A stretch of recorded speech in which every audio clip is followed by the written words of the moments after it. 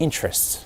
And for more on this, we want to welcome in today's roundtable. Joining us, assistant online editor of Commentary Magazine, Noah Rothman, and Republican strategist Ford O'Connell. Thank you, gentlemen, for joining us. Thank you for having us. Ford, let's start with you. Does Mitt Romney's scathing attacks against Donald Trump help or hurt the Republican Party at this point? And, you know, when you consider the number of voters, and John and I have been talking about this, we were talking about it earlier, who are turning out in support of him. He is clearly growing the base. Well, Mitt Romney attempted a weak sister takedown of Donald Trump. It's not going to change the trajectory of the race. There were some elements of that speech that I'd say might work against Romney against Trump. They didn't give him 6 months of unimpeded airtime. The bottom line is that this isn't going to work on him because you want to know why? It's Mitt Romney who's saying it. And frankly, Mitt Romney epitomizes everything that the base is angry about. Noah, why Romney, and why now would he decide to speak out against the Donald? Well, if you believe CNN's reporting, it's because he's investigating the prospects for emerging from a contested convention the consensus candidate to be the party's nominee. And that actually looks to be like the very last strategy for Donald Trump supporters at this point, or non-Donald Trump supporters at this point. Everybody in the race is gunning to just deny Donald Trump the 1,237 delegates he needs at the convention to be the nominee. Once you have that first ballot, it's just chaos, and it's unlikely that any of the other candidates would become the nominee. So you have Mitt Romney there who would just ride in on his white horse, as it were, and save the party. There might be some friction, but I think that would be a more appealing alternative than a Donald Trump nomination for most of the GOP's members. For most of the GOP members, perhaps the delegates, perhaps the party bosses, and the inside the Beltway crowd in Washington, D.C., I can't imagine the uproar from the Trump supporters across the country if there is this broker convention. Ford, I don't know if this would delegitimize the RNC, if it would delegitimize the GOP, what it would do, but it wouldn't be pretty. Either scenario is kind of it's terrible for the Republican Party. I absolutely agree. Look, if Donald Trump gets 1,200 delegates or actually gets more than 1,237 to secure the nomination, and somehow there's a brokered convention that goes on, you're going to have 1,000 people walk out of this thing. Here's the deal. If Trump gets the number of delegates or even gets close, the party would be wise to unify around it, because if you don't, you're going to have a civil war, and Hillary Clinton's going to walk right back in the front door of the White House. It's 1600 Pennsylvania Avenue. Right. It does kind of seem like the lesser of two evils at this point. No, respectfully disagree. I knew you were going to say that now. If Donald Trump gets the nomination outright, he will be the nominee, and the party will be tarred with Trumpism for a generation. And I think the Republican Party is terrified of that. They would much rather have a fight like 1860, like 1912, like the Democrats in 1924 and 1968.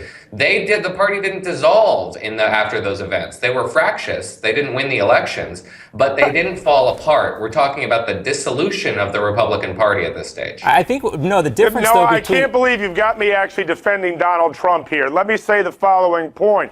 Look, he may not get 1,237 delegates. I think he will. But let's say, just for sake of argument, he doesn't. He gets closer to 1,200. Let me tell you something. If you have that brokered convention, you're taking the vote away from the people. And there's more people at the end of the day who have voted for Donald Trump. I think that's a big mistake and sends the wrong son on democracy, because he actually played this fight, fair and square, and everyone else now is getting mad and taking their ball home. I bemoan people who wouldn't support Mitt Romney. I would bemoan people who don't support Donald Trump if he actually gets the number of delegates. This is the system that Reince Priebus set up, and Donald Trump has manipulated it, or however you want to phrase it, but he is playing the game, and he's winning the game. So to take the ball home and run and say, no, we're going to change the rules now, I think looks very bad for the Republican Party. And Noah, don't you have a little faith in the Constitution and the way things work? You know, if there's a Republican Congress, they can keep Donald Trump in line, can they not? No.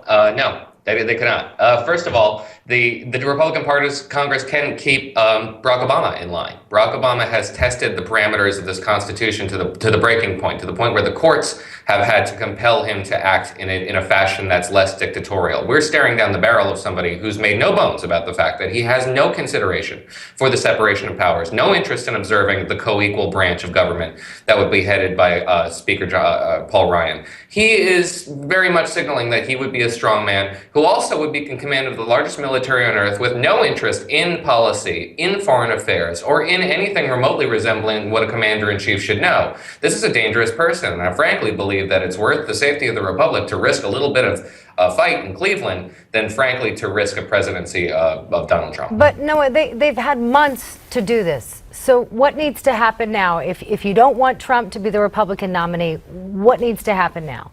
Yeah, the last stop is what we're seeing right now, which is everybody staying in their respective states to deny Donald Trump the delegate count and carpet bombing with advertising, which, by the way, only began against Donald Trump in January. The Republican Party, the establishment, outside groups, and the candidates themselves didn't touch Donald Trump with money. They're only just beginning to in January. And right now they're really ramping it up with $30 million ad buys in places like Florida. If that doesn't work, nothing will work. But that's the very last option. Now, money can't buy you love, at least this election cycle in a lot of these places. Jeb Bush tried it. Beatles. Jeb Bush tried it. Didn't work. And this is going to be the most interesting convention in, I think, any of our lifetimes. Stay tuned. Buckle up. It's going to be a hell of a show. Ford, Noah, stick around. We got more to talk about. A little news to discuss regarding Hillary Clinton. A former State Department staffer who worked on Hillary Clinton's private email server is now getting immunity from the Justice Department. Could this be a sign the FBI's investigation is progressing? I'll ask our roundtable to weigh in. And later in the show, Prime host J.D. Hayworth joins John Bachman to give his take on Mitt Romney's blistering speech against Donald Trump. That's all coming up right here on Newsmax Now. Also, we want to remind everybody to stick around following the debate tonight. We'll get post-debate coverage anchored by J.D. Hayworth and our panel of experts. You won't want to miss it.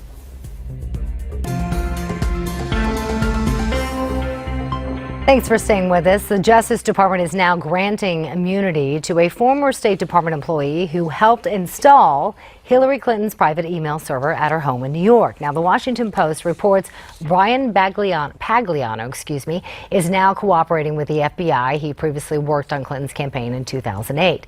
This was before he set up her server. The next step will likely be an interview of Clinton herself as the FBI prepares to wrap up its investigation in the coming months. Her senior aides will also be interviewed, but the key question is whether any of them knew that they were sending classified information in those emails.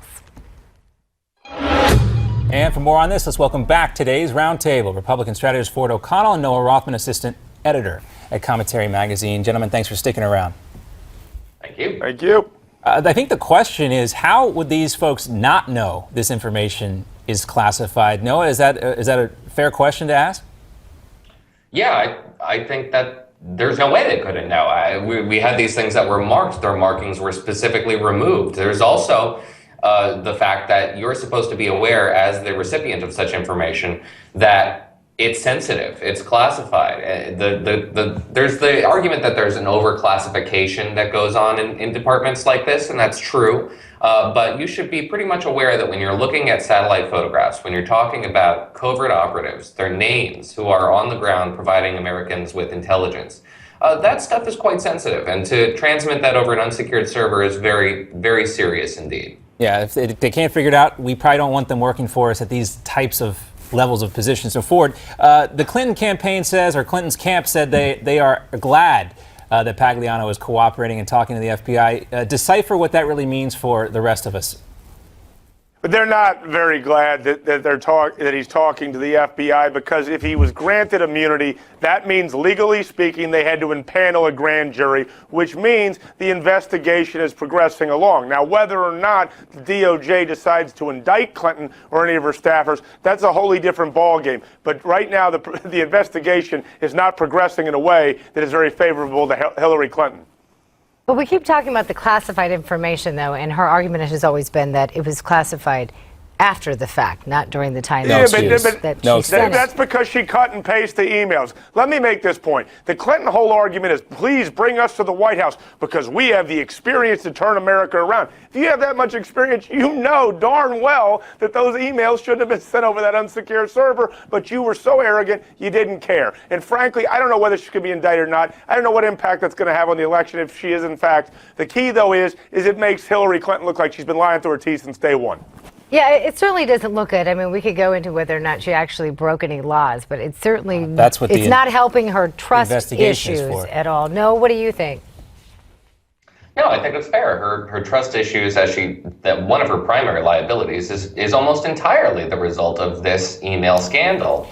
We would be talking about a lot of other things in Clinton's past if this wasn't dominating the conversation about her fitness to be a commander-in-chief today, and it is an absolute liability. As for the notion of whether or not she's going to be indicted, I would be very surprised. It would take something very credulous to say that Obama's Justice Department is going to submit this case to a grand jury and seek a criminal indictment.